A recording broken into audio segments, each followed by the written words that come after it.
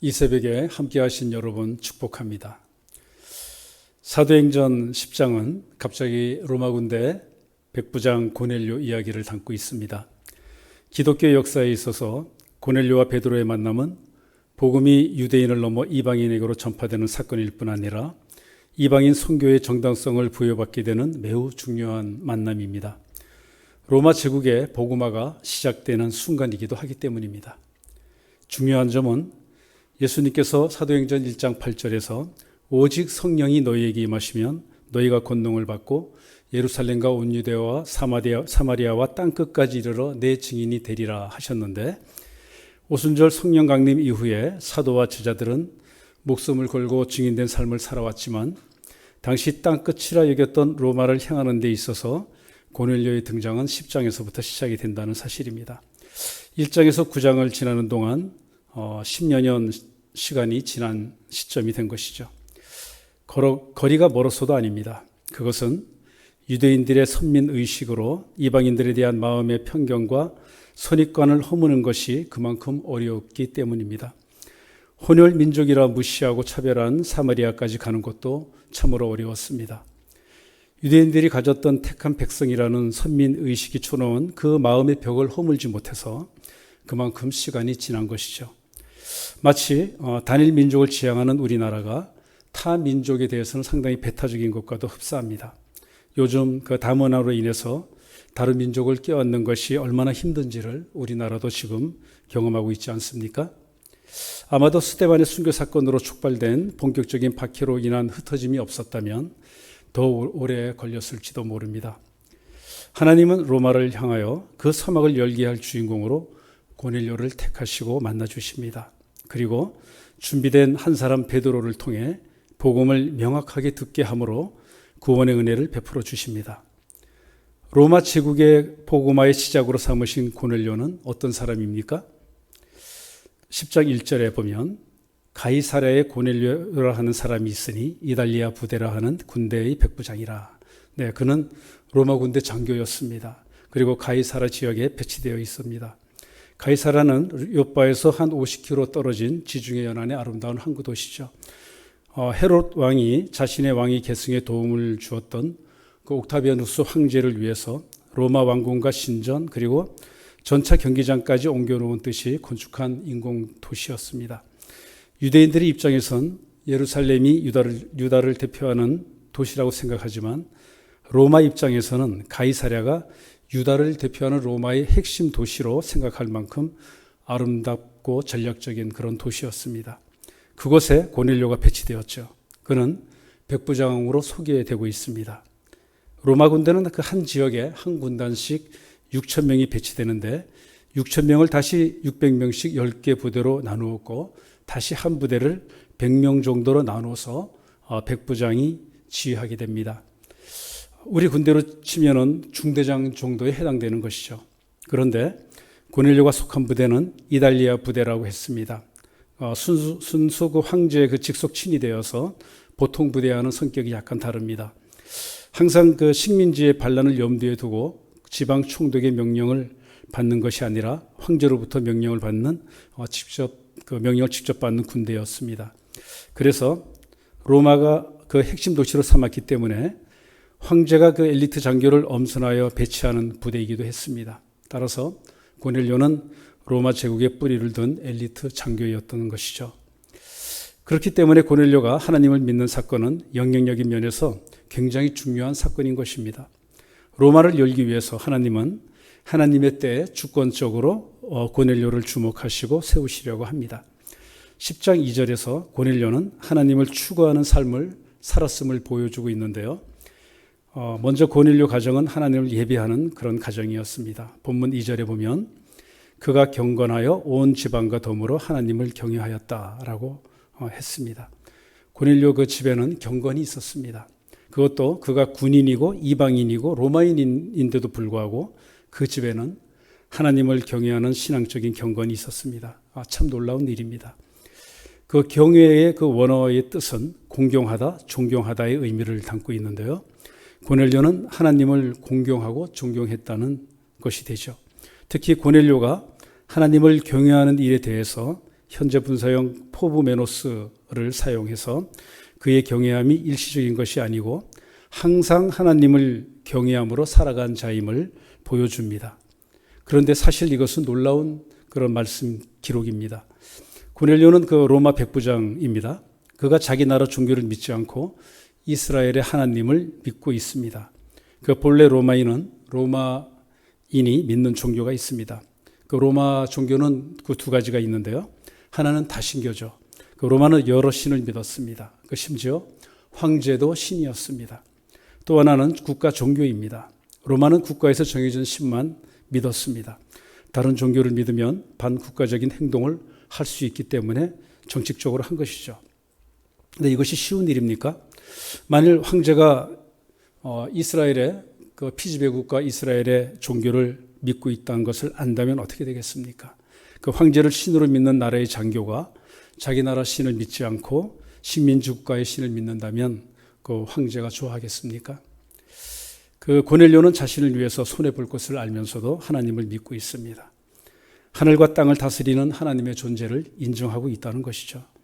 늘 행실이 하나님을 의식하며 살았다는 뜻이기도 합니다.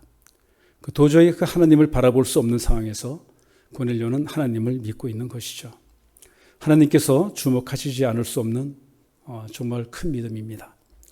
자신만 믿는 것이 아니라 2절에 보면 온 집안과 함께 믿었다고 했습니다.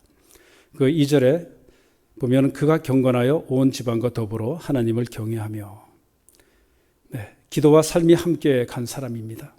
자신의 이익을 위해서 신앙을 선택하지 않고 진리를 위하여 신앙을 선택한 사람입니다.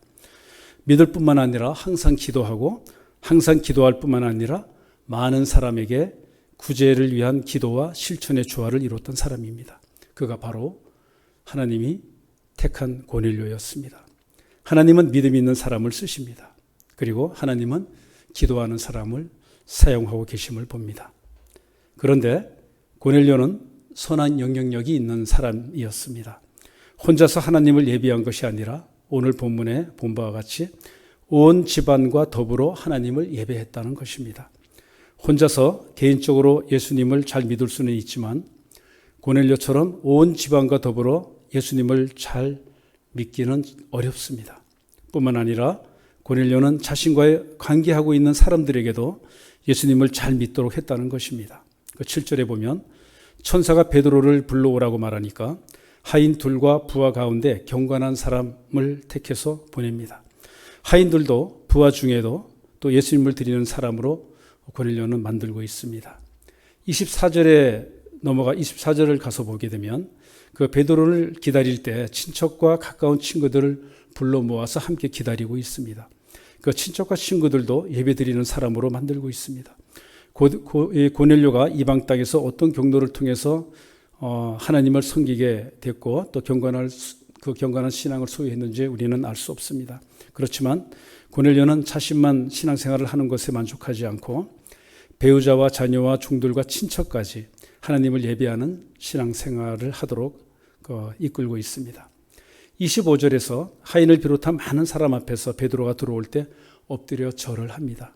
고넬료의 인격과 그 사람됨을 보여주는 장면입니다. 그 로마 군대라고 하면 하늘을 나는 새도 떨어뜨릴 수 있는 권세와 권력을 가진 사람이지 않습니까? 더군다나 고넬료는 지휘관으로 자부심도 큽니다.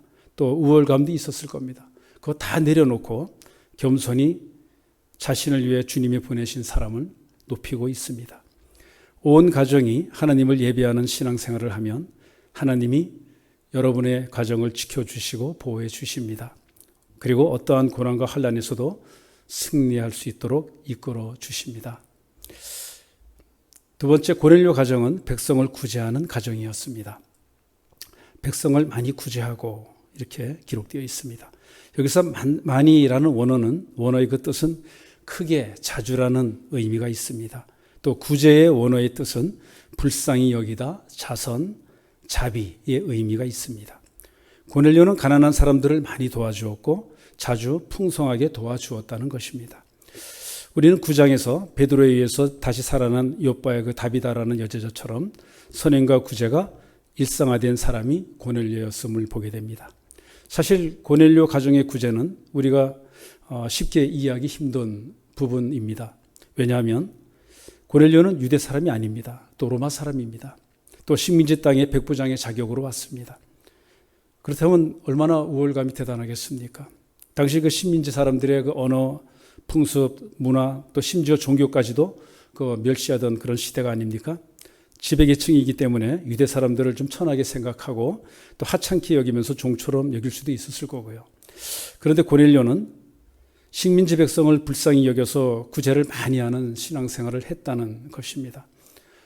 얼마나 많이 구제했는지 22절에 보면 유대 온 족속이 칭찬하는 사람이었다라고 했습니다. 유대 온 족속이 칭찬했다고 합니다.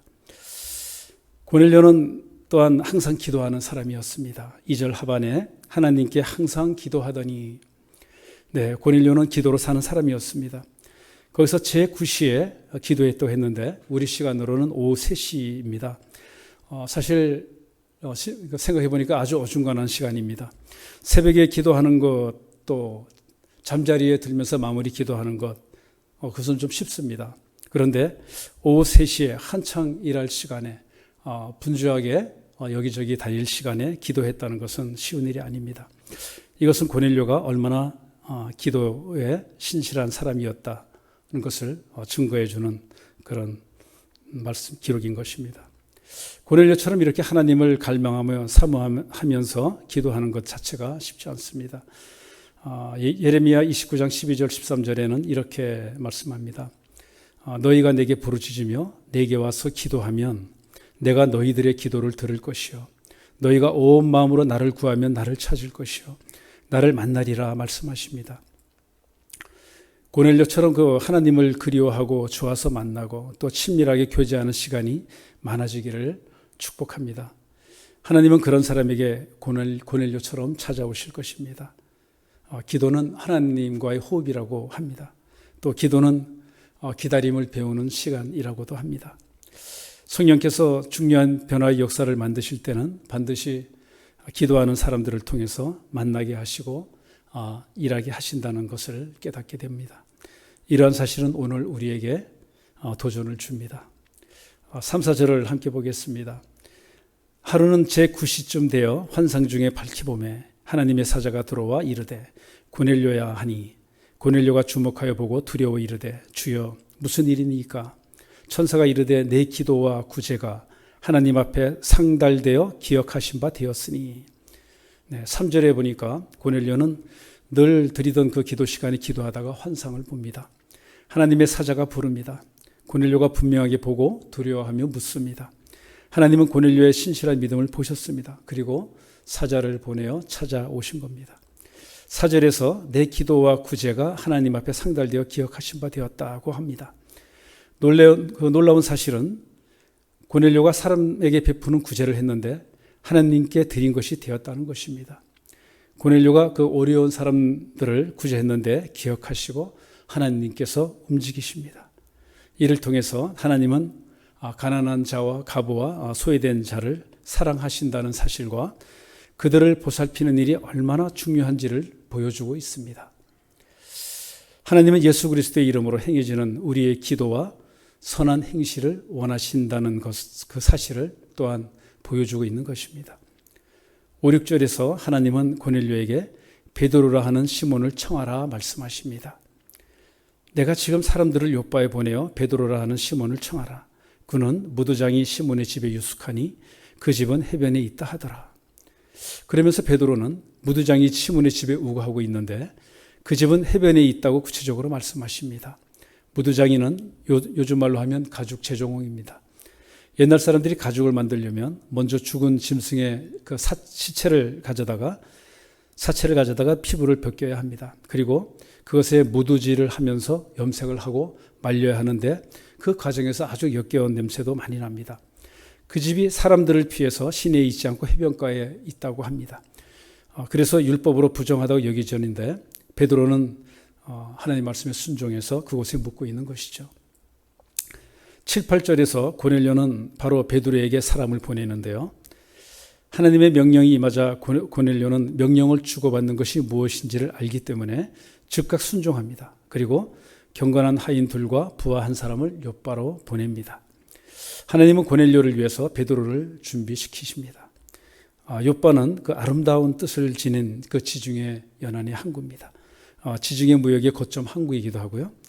예루살렘 서쪽에서 한 56km 정도 떨어져 있는 지점이 있습니다. 역사가 상당히 오래된 이스라엘의 그 항구 도시고, 과거 그 사사기 시절에 이스라엘의 숙적 블레셋 쪽의 근거지였기도 하죠. 고넬료가 그 가이사랴에서 베드로가 있던 욥바까지는 제법 먼 거리입니다. 그런데 직선 거리로는 약 60km 정도가 됩니다. 부지런히 걸어서 한 8, 9시간 정도 좋게 걸리는 거리죠.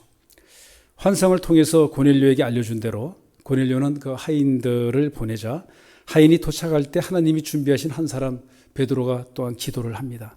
그리고 기도가 끝나자마자 하인들이 도착합니다. 고넬료와 베드로는 만난 적이 없죠. 서로 알 수도 없습니다. 두 사람을 아는 분은 오직 하나님 한 분밖에 없습니다. 하나님이 그 두 사람을 기도 중에 연결한 것입니다. 하나님께서는 한 영혼을 구원하시기 위해서 베드로의 여정을 이끌고 계심을 봅니다. 베드로를 욥바에 여러 날 머물게 하시고 만나게 하셔서 결국은 사도행전 10장 44절을 보게 되면 고넬료 집에서 베드로가 복음을 전하고 마칠 때 오순절 그 다락방에 성령 강림이 임한 것처럼 함께한 모든 사람에게 성령이 임하였다고 했습니다. 오늘 저는 말씀을 통해서 깨닫게 된 그 세 가지를 함께 여러분과 나누고자 합니다. 첫 번째는 하나님은 그 마음 중심을 보시고 사명자를 세우십니다. 그 사무엘상 16장 7절에서 여호와께서 사무엘에게 이르시되 그의 용모와 키를 보지 말라. 내가 이미 그를 버렸노라. 내가 보는 것은 사람과 같지 아니하니 사람은 외모를 보거니와 나는 나 여호와는 중심을 보느니라. 네. 그 첫째 아들이 참으로 용모가 출중해서 그를 기름 부으려고 했다가 하나님께서 아니라고 했습니다. 7째 아들까지 아니었습니다. 들여나가 있는 목동 다윗을 부르셨죠. 그리고 다윗에게 기름을 부었습니다.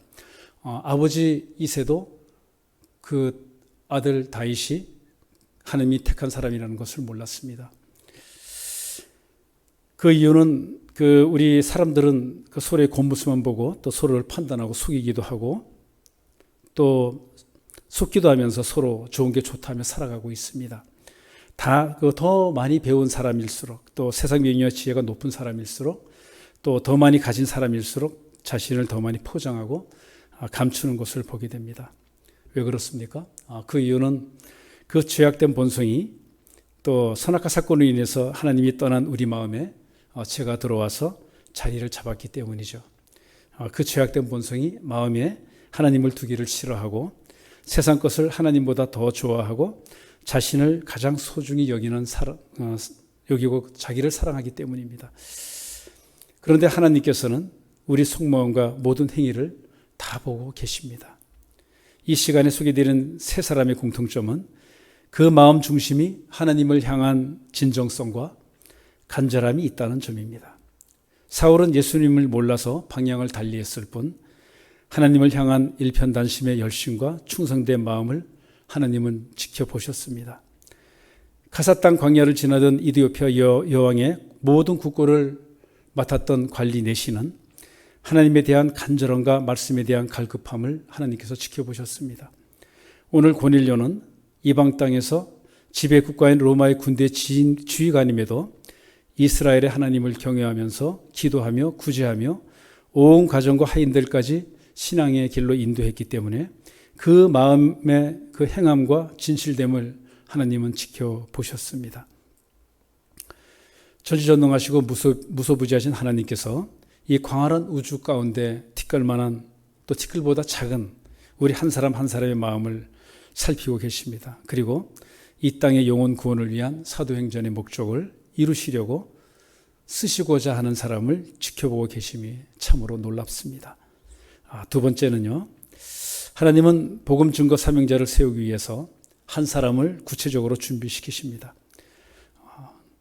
사울과 아나니아의 경우 사도행전 9장 6절에서 다메섹 도상에서 쓰러져 보지 못하는 사울에게 주님은 일어나 시내로 들어가라 합니다. 내게 이를 자가 있다고 말씀하셨습니다. 9장 10절 11절에서는 주님께서 환상 중에 아나니에게 일어나 직거라하는 거리로 가서 유다의 집에 다소 사람 사울이라는 사람을 찾으라. 그가 기도하는 중이며 아나니아가 와서 자기에게 안수하여 보게 할 것이라는 것을 구체적으로 알려줍니다. 그리고 9장 27절에서는 위로의 사람 바나바를 만나게 해서 관계를 도모시키고 교회의 부흥을 이루게 하십니다. 이디오피아 네시와 빌립의 경우도 그렇습니다. 그 사도행전 8장 26절에서 40절 그 말씀 가운데 그 초대교회 스데반과 함께 그 유명한 복음 전도자 빌립은 사마리아에서 부흥을 일으키고 있었습니다. 성공적으로 부흥을 일으키고 있었죠. 그런데 주의 사자가 빌립에게 이르되 일어나 남쪽으로 향해서 예루살렘에서 가사로 내려가는 그 길로 가라고 합니다. 그 길은 광야라고 합니다. 참 이상하죠. 광야로 보낸다고 합니다. 그런데 한창 복음을 전해야 하는데 사람 없는 광야로 가라 하는 것이죠. 그런데 빌립은 묻지도 않고 망설임 없이 바로 순종하며 갑니다. 빌립의 믿음이 참 놀랍습니다. 그곳에서 하나님의 말씀에 목말라 하는 에디오피아 여왕의 그 국고를 맡은 관리자 네시를 만나서 진리의 말씀을 전하고 세례를 베풀게 되죠. 그 누가 상상이나 했겠습니까? 광야에 사람이 있는 줄. 또 하나님은 광야에 빌립의 도움을 받을 사람을 준비하시고 그 빌립을 감동케 해서 그곳으로 보낸 것이죠. 사역을 마친 그 빌립은 다시 사마리아로 가지 않았습니다. 성령의 인도하심 따라서 아소도에서 전도하고 또 가이사라로 갑니다. 그리고 오늘 이방인 군대 지휘관 고넬료를 위해서 세밀하고도 구체적으로 베드로를 준비시키심을 우리는 봅니다. 베드로는 순종으로 이스라엘이 부정하다 여긴 그 모두장이의 집에서 유숙했습니다. 베드로처럼 우리도 편견을 깨고 배척되는 이들에게 기꺼이 다가가서 그리스도의 복음을 나누어야 함을 깨닫게 됩니다. 세 번째는요, 예수님의 씨앗이 심겨지면 사도행전의 말씀대로 성취되게 된다는 것입니다. 씨앗은 그 생물 번식에 필요한 기본 물질의 하나입니다. 종자라고도 하죠. 그 농부들이 뿌리는 씨앗도 있지만 그 씨앗의 공통점은 사방으로 흩어져서 자연적으로 발화된다는 그 특징을 갖고 있습니다. 그 식물의 그 씨가 흩어지는 방법도 참 다양합니다. 스스로 움직일 수 없기 때문에 바람에 날리거나 또 새와 곤충의 먹이가 되어서 퍼지기도 하고요. 사람이나 짐승에 의해서 멀리 퍼지기도 합니다. 요즘은 비행기를 타고도 많이 퍼질 거라 생각해 봅니다. 오직 하나님의 은혜로 예수님이 우리의 죄를 안고 십자가에서 죽으시고 부활하셔서 우리 안에 예수님의 영생의 씨앗을 심기는 것, 그 씨앗이 심기게 하는 것, 그것이 한 영혼의 구원입니다. 예수님은 그 씨비유를 통해서 말씀하셨습니다. 그 마가복음 4장 26절에서 29절에서는 그 자라는 그 씨 비유를 하셨죠. 하나님의 나라는 사람이 씨를 땅에 뿌린 것 같으니 그가 밤낮 자고 깨고 하는 중에 씨가 나서 자라되 어떻게 그리 되는지를 알지 못하니라. 땅이 스스로 열매를 맺되 이렇게 말씀하십니다. 또 씨앗이 심어지면 스스로 자라고 열매 맺고 또 거두시는 이는 하나님이심을 말씀하고 있죠. 또 마태복음 4장 8절에서는 씨 뿌리는 자의 비유를 말씀하십니다. 더러는 좋은 땅에 떨어짐에 자라 무성하여 결실하였으니 30배나 60배나 100배가 되었느니라 하시고, 이것을 헬라어 성경으로 직역하면 좋은 땅에 떨어진 세 개의 씨앗이 한 개는 30배, 한 개는 60배, 한 개는 100배나 되었다라고 이야기하고 있습니다. 사도행전 1장 8절의 말씀대로 온 땅으로 퍼질 예수님의 영생의 그 씨앗을 위해서 하나님은 예수님을 보내셨고 아나니아와 빌립과 바나바와 베드로를 보내셨습니다. 그 씨앗은 변화된 사울을 통해서 이방 세계로, 또 깨닫고 세례받은 네시를 통해서 이디오피아로, 경건한 하나님의 사랑 고넬료를 통해서 로마로 퍼져나갔습니다. 그리고 예수님과 주와 그리스도임을 굳게 믿고 오직 순종으로 주되심의 복음을 전하는 우리 주와 그리스도의 같은 성도들을 통해서 성령의 인도하심 따라 땅 끝까지 심겨질 것입니다. 고넬료는 준비하신 그 한 사람 베드로를 통해서 성령 충만해서 변화를 받았습니다. 그리고 같은 군대 장교들에게 복음을 전하고 로마 귀족들에게 복음을 전하고 로마 상류층에도 복음을 전하고 특히 수도 로마의 교회를 세우는데 핵심적인 그 역할을 하게 되는 중요한 인물이 됩니다. 주 60년에 바울이 로마에 도착할 때까지 약 10년 이상 그는 전도자의 삶을 살았습니다. 그 결과 바울이 로마에 도착했을 때는 이미 많은 사람들이 예수를 믿고 있었습니다. 로마서 16장 1절에서 23절에는 그들 중에 39명의 이름이 명시되어 있습니다. 하나님은 바울이 로마로 가기 전에 고넬료를 택하셨고 베드로를 준비시키셔서 예수님을 영접하게 하시고 로마 제국의 구원을 위해서 길을 닦아 놓으셨습니다. 저와 여러분이 하나님이 준비하시는 그 한 사람이 되기를 주의 이름으로 축원합니다. 기도하겠습니다. 하나님 아버지, 고넬료처럼 상황에 휘둘리지 않는 선한 믿음의 사람이 되게 하여 주시옵소서. 삶 가운데 변화로 드러나게 하셔서 기도와 구제가 풍성히 일어나게 하여 주시옵소서. 빌립, 아나니아, 바나바, 베드로처럼 하나님이 준비하시는 사도행전의 그 한 사람으로 쓰임받게 하여 주시옵소서. 예수님의 이름으로 기도합니다. 아멘.